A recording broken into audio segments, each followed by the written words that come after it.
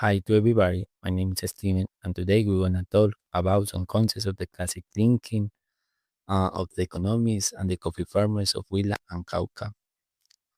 The impact of these old voices from the past that define concepts such as wealth, considered as the satisfaction of needs and general well-being, or the division of labor, where the distribution of activities optimize the production of a good and the saving of resources, time and money or other concepts such as international trade whose mechanisms had been shaped by models like Marxism and have evolved over time into what we know today, are concepts that, thanks to those great thinkers, allow us to analyze an entire area of knowledge that we call economics, which impacts our daily lives.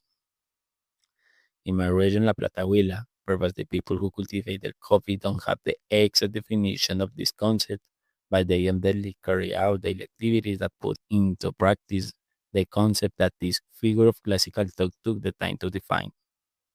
In my personal opinion, and I hope I don't offend anyone, I see this more as a self-analysis of the society that I belong to.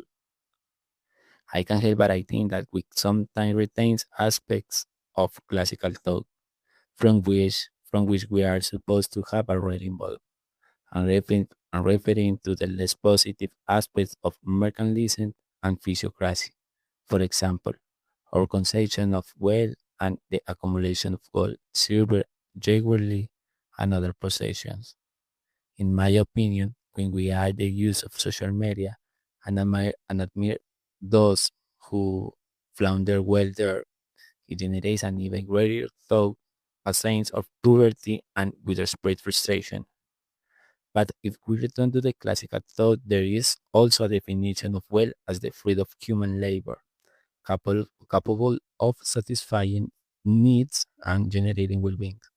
Even so, we sometimes overlook this later definition. This concept leads us to focus more on comparing our lives to whose have amassed great fortune, luxury, and money, ultimately a very mercantilism view. From the perspective of physiocracy, I believe we haven't yet completely eradicated from our culture the idea that we resides in land over over ownership.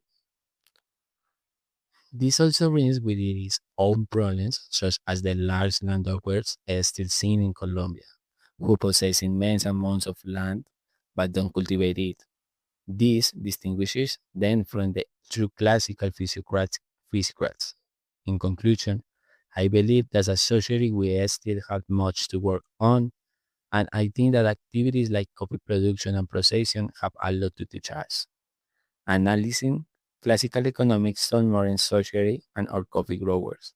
I believe it is a very noble activity that beyond a historical perception of wealth, truly inspires a sense of national pride, a sense of belonging to our country, and a reconstruction of Colombian identity, which has been tarnished by other events in our history. Thank you so much for your time and have a beauty day.